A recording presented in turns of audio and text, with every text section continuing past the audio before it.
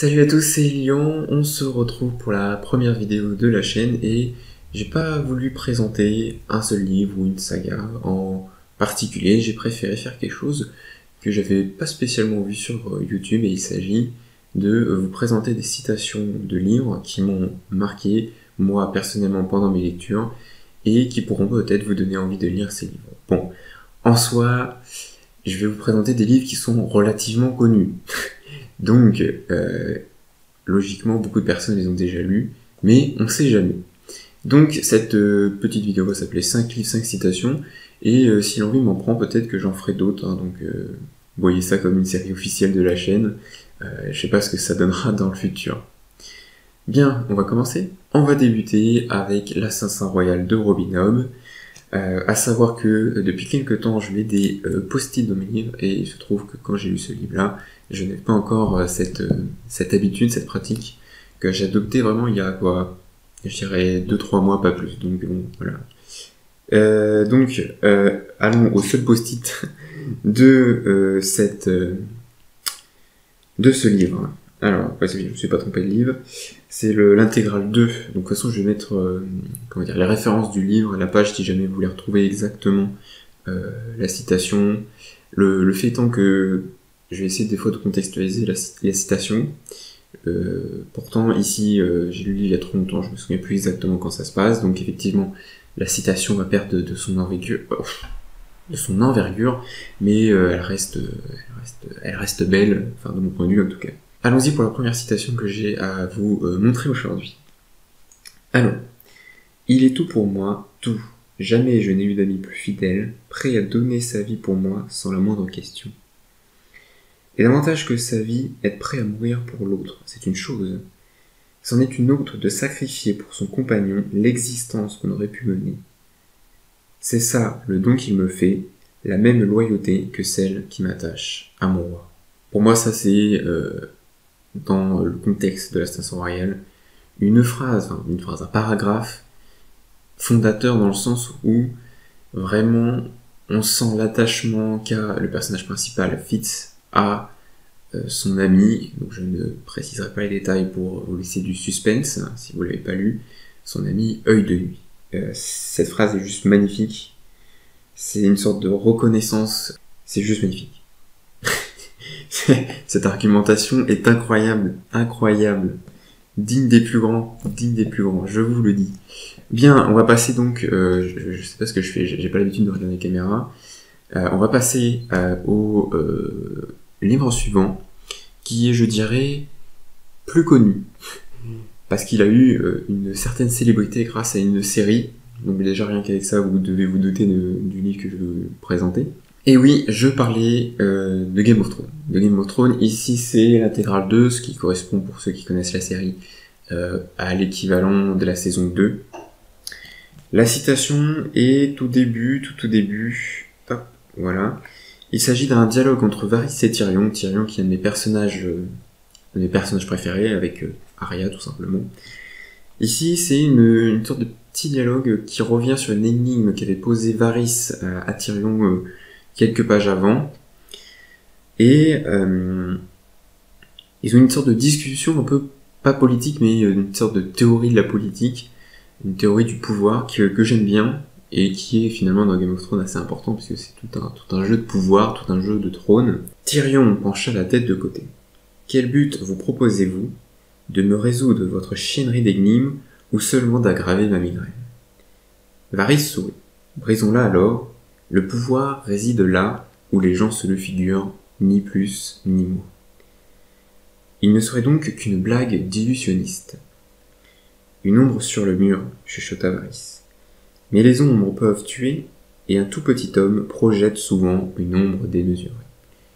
Voilà. J'espère que vous avez compris, si vous connaissez Game of Thrones, un peu la saveur que nous propose ce dialogue, à savoir que généralement les dialogues avec Tyrion sont insane. Voilà. Tyrion, il a la langue déliée, quand il parle, il dit des choses incroyables. Voilà. Et donc, voilà, on a cette réflexion sur à qui va le pouvoir, et finalement les paysans, à qui vont-ils obéir. et ça se joue sur le talent, sur le charisme que va savoir mettre en place la personne qui cherche le pouvoir, et donc finalement les gens qui sont au pouvoir ne seraient-ils pas que une image que l'on a d'eux. Voilà, je vous laisse sur ça. On va passer au livre suivant. Pour le livre suivant, on va remonter à quelques siècles avant avec Lovecraft, donc qui écrit des livres d'horreur, enfin qui écrivait des livres typés horreur fantastique.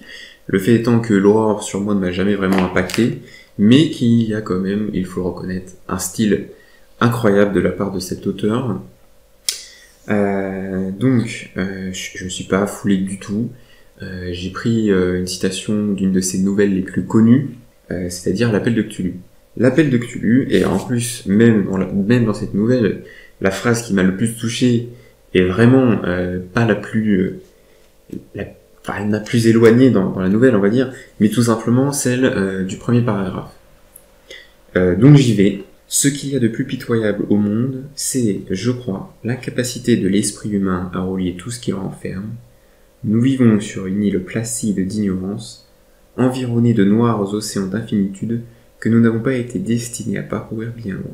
Cette phrase a tendance, de mon humble avis, à résumer un peu, grosso modo, l'œuvre de Lovecraft, dans le sens qu'elle montre cette infinité, mais dans la petitesse de l'homme par rapport à ce qui l'entoure, et que peut-être d'un certain côté les sciences seraient futiles.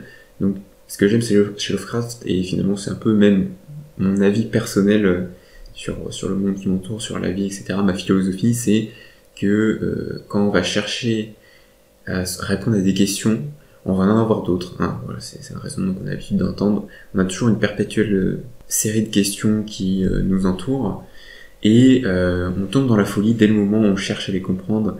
Quand on cherche à aller plus loin, quand on cherche à comprendre l'univers, on ne comprend pas, on a du mal à percevoir, et finalement le seul moyen de comprendre, c'est un peu de tomber dans une folie. Alors c'est pas exprimé clairement dans cette phrase, mais dans le sens qu'on vit sur une île d'ignorance. Pour moi, c'est ce fait que il y a tellement de choses à connaître que le seul moyen de connaître, d'avoir le savoir, c'est de se jeter dans un océan de connaissances qui nous rendrait fous, qui nous noierait tellement il était énorme par rapport à nous, l'être humain. Il s'agit d'Harry Potter à l'école des sorciers. Quand j'ai lu ce livre très très jeune, il y a eu plein de passages qui m'ont marqué, hein, sinon je n'aurais pas tous les livres Harry Potter derrière moi. Mais il y a un passage qui est pour moi très important, c'est le moment où Harry, Ron et Hermione deviennent amis, et il y a une phrase qui pour moi résume un peu l'importance de l'amitié, la beauté de l'amitié. Il s'agit du moment où, après qu'Harry, Ron et Hermione aient battu le troll, vous savez, dans les toilettes, ils deviennent amis. Enfin, il y a une forte amitié qui se crée entre ces trois personnages, évidemment qui se développera au fur et à mesure des tomes. Mais là, c'est le moment initial, c'est l'origine, c'est le point zéro. Et il y a cette phrase en fin de chapitre de J.K. Rowling qui moi me donne le sourire et qui me réconforte à tout moment. Je vous lis ça. À compter de ce moment, Hermione devint amie avec Ron et Harry. Il se crée des liens particuliers lorsqu'on fait ensemble certaines choses. Abattre un troll de 4 mètres de haut, par exemple.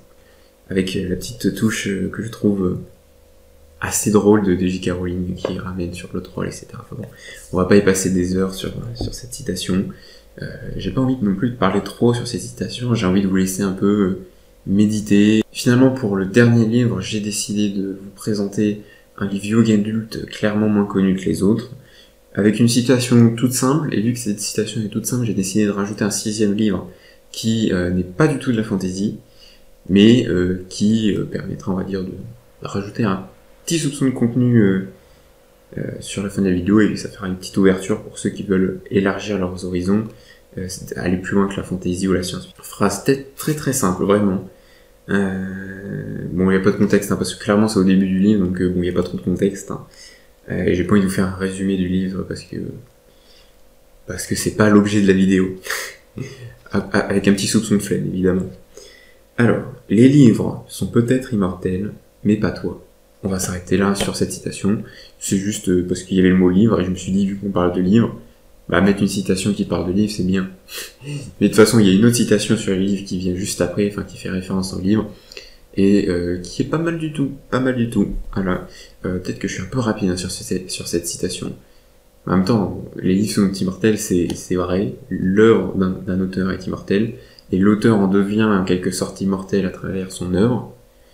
Voilà, rien de fifou, et effectivement, le lecteur est rarement immortel, et perdure rarement à travers l'œuvre, même si c'est lui qui fait finalement perdurer l'œuvre, en éventuellement, par exemple, la transmettant à son enfant, ou à un ami, etc., etc. Oui, donc comme je l'ai dit, c'est effectivement le titre de la vidéo est trompeur, il y a 6 livres, mais vu que j'ai voulu compléter la citation précédente, je vous propose une petite citation des Mémoires d'Adrien de Marguerite Yourcenar.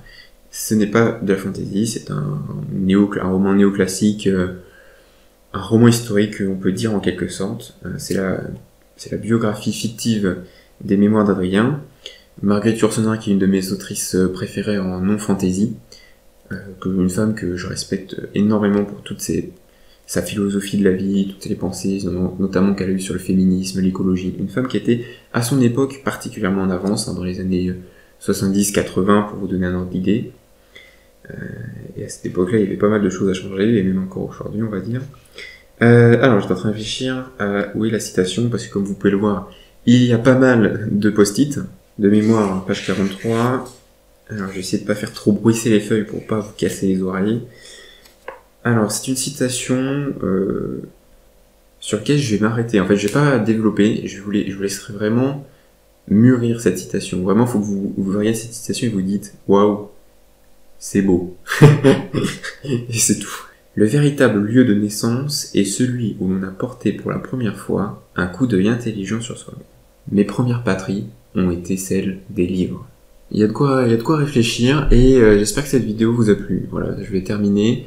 Elle a duré déjà assez longtemps, et je pense que vous avez de quoi réfléchir. Et c'est important, moi je pense, parce que vous voyez, comme vous avez compris, au début je ne mettais pas de post-it dans mes livres, et je me suis rendu compte que c'est quelque chose qui est important pour vraiment pouvoir revenir sur les passages, les citations qui nous ont marqués. Et d'un certain côté, ça permet de garder en mémoire les livres, tous ces petits passages, même si on n'a pas dans le détail toute l'histoire du livre, on a tous ces petits passages qui finalement sont les plus importants parce que c'est pour nous les éléments clés de l'histoire. Voilà, merci d'avoir regardé cette vidéo, vous pouvez vous abonner puisque je commence sur YouTube, et ça me ferait beaucoup plaisir si une communauté arrivait à se créer aussi ici. Voilà. Et évidemment mettre un petit pouce bleu, voilà, toute cette habitude des réseaux sociaux qui est de recevoir des cœurs des autres. Allez, à plus!